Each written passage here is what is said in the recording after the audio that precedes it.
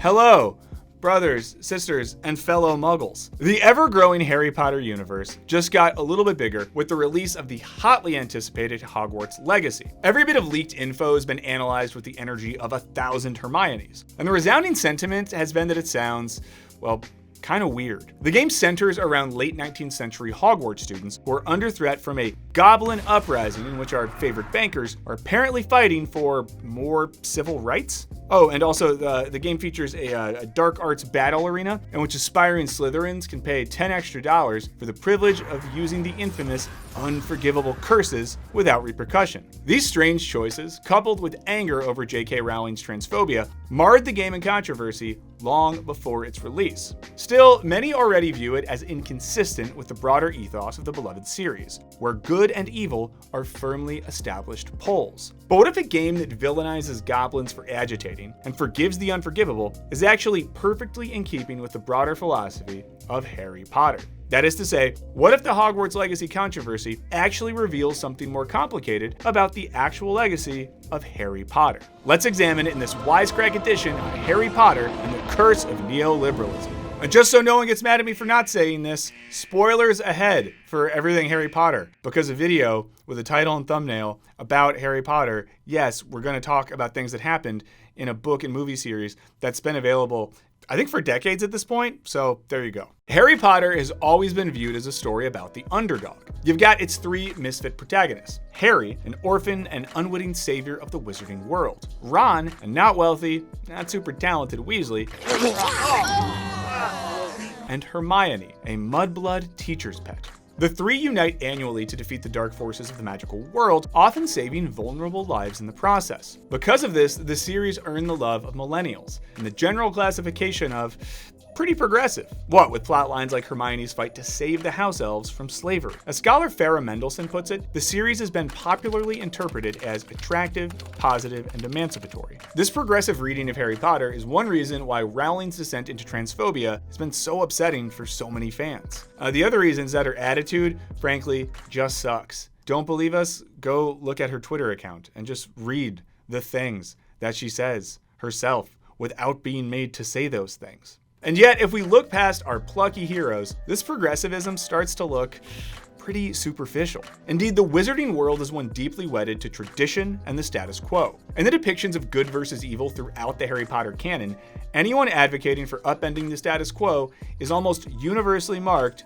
as evil. This is true in regards to Hogwarts Legacy's Goblin Revolution, where a disdained underclass attempts to change its status. It's true of Voldemort's objectively evil fight to establish a ruling class of pure-blood wizards. And it's true in Grindelwald's desire to essentially prevent the Holocaust via mind-controlling muggles. The Harry Potter world is an inherently conservative one then, where change is unwelcome. I mean, Hogwarts just got toilets like yesterday, and before that, I guess that the wizards, and this is according to Rowling herself, would relieve themselves on the floor and magic their doo-doo away. Yes, your favorite wizards would just, I guess, crouch, take a fat on the floor, and then use their wand, not to scoop the up, not to push the but to make the go away like magic. The importance of adhering to the rules that govern the status quo crystallizes in the final book of the series, in which Harry beats Voldemort essentially by pointing out that Voldemort didn't follow the rules for obtaining his wand. It will always pass. I killed Snape. But what if the wand never belonged to Snape? What if its allegiance was always to someone else? So Harry was that kid on the playground at school who would lose games and be like, you didn't follow the rules. And it's just like, grow up, it's not the real world. Though it presents an optimistic story of good triumphing over evil, the end result of the series is a return to a comfortable wizarding status quo, rather than any semblance of change or transformation. It's fitting that, rather than radically questioning the system, Harry Potter ultimately becomes chief enforcer of the system via his job as the head of the Auror Department. The upholding of the status quo is further reflected in the nostalgia that permeates the series. As New York Times movie critic A.O. Scott argues, the Harry Potter universe is not the England of Tony Blair or Princess Di, but an England somehow perpetually Edwardian. Edwardian England, so named for King Edward, dates to the early 20th century. The world of Hogwarts, a British boarding school, is rendered nostalgically, with all the usual trappings of those hallowed institutions. Great halls, competitive houses, dramatic uniforms, and so on. A large part of its mystique is its touches of medievalness, from its Gothic architecture to the dungeon classrooms. Just like British boarding schools, Hogwarts represents a hierarchical system where a privileged few get advanced training. The only difference is boarding school kids are born with money, while wizard kids are born with magic. This is just one of the many ways that the world of Harry Potter is a deeply hierarchical one. From the treatment of non-magic born wizards to muggles to other magical creatures like goblins and house elves. Wizards' ability to use magic imbues them with privilege that is upheld as inherent and good. The poor treatment of muggles is most confounding when it comes to the wizard's insistence on keeping their magic a secret. He did knowingly, and in full awareness of the illegality of his actions, produce a Patronus charm in the presence of a muggle. For apparently pretty selfish reasons. You wiped his memory, right? The no match with the case? And here, it's helpful to view magic as a different sort of metaphor. As David K. Steig puts it, at Hogwarts, technology is simply missing, replaced by magic. Once we view magic as a technological power confined to those who are in the know, a different image starts to emerge. As R.J. Quinn argues in Jacobin, the wizard's insistence on living in secrecy from muggles evokes a sort of tech bro mentality, where all the newest technological achievements in things like health and medicine are confined to the most powerful rather than shared to the collective benefit of all. The wizards could probably solve, for example, the floundering healthcare system in Britain, but they'd rather be left alone to hoard their knowledge. In this way, the politics of Harry Potter start feeling eerily familiar. Scholar Kabir Chattopadhyay agrees, arguing that the insistence on adhering to a status quo and resisting change forms the basis of Harry Potter's real philosophy, which is actually one of contemporary neoliberalism. Now, in case neoliberalism is just an annoying buzzword your socialist buddy throws around after too many IPAs, here's the deal. Neoliberalism was the late 20th century resurgence of 19th century economic and social ideals, which adhere strictly to the importance of a free market competition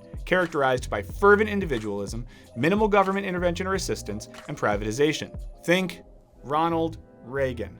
I know you get sick that we keep talking about him, but I mean, he's one of the ones who did it, so what are you gonna do? Are you accusing me of not doing enough Reagan time? The economy, according to neoliberal thought, is governed by economist Adam Smith's invisible hand, in which self-interest on an individual level creates mutual interdependence on a macro level. So what does all of this have to do with defense against the dark arts? According to Chattopadhyay, Rowling's portrayal of magic as unknowable and innate makes it equivalent to the wizarding world's invisible hand. Though magic structures the entire wizarding world, its existence cannot be explained. He argues that the function of the gods in Harry Potter is taken up by the invisible hand of magic, a concept which is crucial to the neoliberal governmentality. In this worldview, any inequalities under the status quo are abstract, impersonal, and inexplicable, i.e., you can't explain why Lily Potter was born a witch while her sister was not. The inherent inequality of the wizarding world is epitomized by Potter himself. As Mendelssohn argues, Harry's place in the school appears secured by his heredity.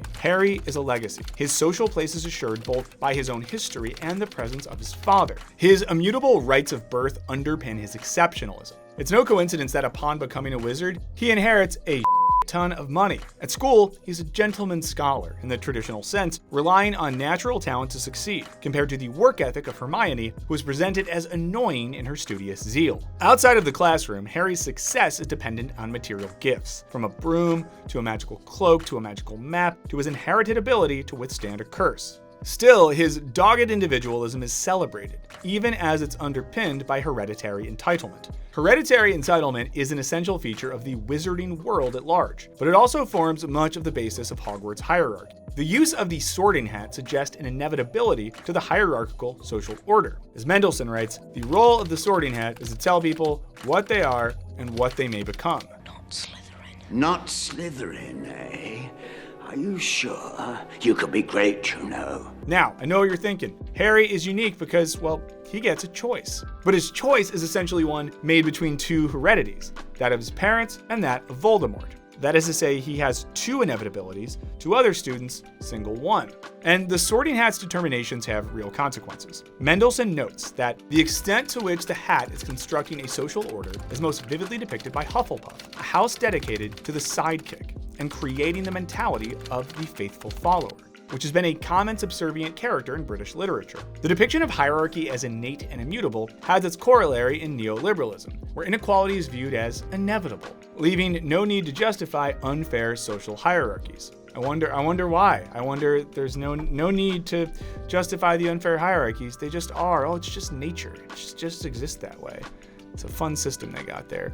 Would be a shame if we got a bunch of guillotines and did something to them. Am I right? I'm just kidding. Parody law. And understanding these hierarchies can complicate our reading of Harry Potter. Mendelssohn argues that the moral conflict within the Potter books is between different structures of authority and differing ideologies of conservatism. Rowling has no real problem with authoritarian figures or with hierarchies. What is in dispute is how they are constructed. While she condemns the bigoted, blood-obsessed aristocracy of the Malfoys, as well as the aspirational bourgeois stylings of the Dursleys, she ultimately triumphs Dumbledores and Potters, who are also aristocratic, ancient wizarding families that just happen to be more genteel in their treatment of their inferiors. As Mendelssohn explains, in the conflict between good and evil, what is at stake, and potentially vulnerable, is never the hierarchy itself, but only he who occupies its upper reaches. As long as the proper people are in charge, justice will be achieved without social upheaval or divisiveness. Benevolent aristocracy is the name of the game here. Though there are certainly hierarchies within the wizarding class, it's most stark in regards to other magical creatures, who are denied wands and rights, up to and including the right to freedom. The house elves' complacency with their slavery makes Hermione's fight to free them less about the importance of equality and more about their need for a superior to guide them. That the house elves eventually end up as basically unionized servants also demonstrates the wizarding world's resistance to change and commitment to hierarchy. And that hierarchy extends outside the wizard world as well, with muggles being represented as intrinsically inferior to those born magical. Mendelssohn notes that Voldemort and his followers, who despise and wish to control all muggles, are opposed not by espousers of muggle liberty, equality, and fraternity, but by an understanding that muggles are a naturally inferior species to be protected and cared for. She characterizes this as a tension between making muggles slaves and making them house pets to be kept safe. I dare a wizard to try to make me their house pet. Come at me hard. Come at this muggle with all you f***ing got. You will not be able to take me down, and if you do, I'll take you down with me. We'll both die. Because I would rather die on my feet than live on my knees, okay? They may take our lives, but they'll never take our freedom! She also points to the mind-wiping of muggles at the Quidditch World Cup, suggesting a total comfort with controlling and erasing muggle experiences, though we're told mind-wiping is immoral. They note that here, if any excuse is offered, it seems to be that Quidditch takes precedence over morality, which is kind of like how this year at the World Cup, soccer took precedence over human rights. Criticize FIFA, criticize me, if you want, because I'm responsible for everything. But let the people enjoy this World Cup. Today I feel gay. Today I feel disabled. Today I feel a migrant worker. Ultimately then, Harry Potter presents a deeply unequal world, where the biggest concern is not if inequality should exist, it's what that inequality should look like. In this way, as Mendelssohn argues, the books are rooted in a distinctively English liberalism that is marked as much by its inconsistencies and contradictions as by its insistence that it is not ideological, but only fair. This has real ramifications as they continue, because if a world is fundamentally fair and rational, subversion is politically unnecessary. Suddenly, the Hogwarts Legacy designer's choice to depict a goblin uprising as villainous is starting to make perfect sense. As a result, Chattopadhyay argues, we're presented with a world where moral behavior is defined not by radical socioeconomic considerations, but in individual acts of kindness. Just as charity is often posited as a way to solve social ills and inequality, individual moral acts are presented as the best way to affect change in the Potter landscape. And everything from Harry sneakily freeing Dobby, Master has presented Dobby with clothes. Dobby is free, to him gifting the Triwizard Tournament earnings to Fred and George Weasley. After all, if changing the system is neither possible nor desirable, all you have control over is your individual moral actions. However, there's something insidious here too. As Carrie Tirado Brahman writes, niceness provides social compensation for deep structural inequalities without ever questioning the source of these inequalities. It operates as a behavioral band-aid in order to sustain the status quo. It also maintains the neoliberal fixation on the individual as the real nexus of power, thus undermining opportunities for considering collective action.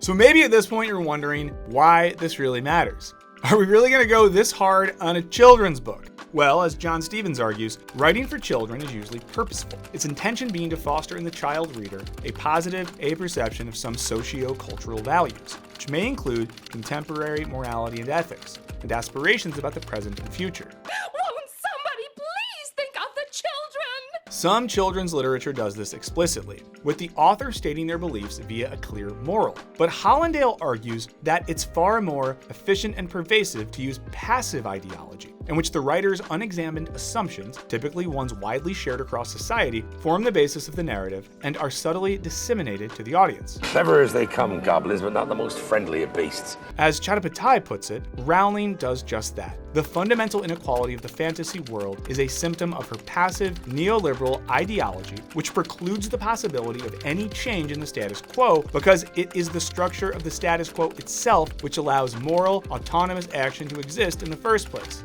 This is important, especially in the fantasy genre, which, with its freedom to conceive of entirely new worlds, is the ideal place for questioning the order of our own. Though Rowling's books are chock full of wildly creative imaginings of what a wizarding world could look like, she seemed unable to imagine that such a world could exist without the presence of neoliberal ideology. In this way, Rowling's imaginative world of Harry Potter contains deeply unimaginative political undertones that remain ripe to be absorbed by her massive readership. Arguably, all the Hogwarts Legacy is doing is making those undertones even more obvious. But what do you all think?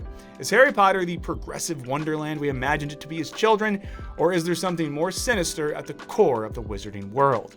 Let us know in the comments. Thank you so much, as always, to our patrons, who are basically members of our own little hierarchical Hogwarts community, except there's no hierarchy and no magic. But we really appreciate you. If you feel like joining, there is a link in the description.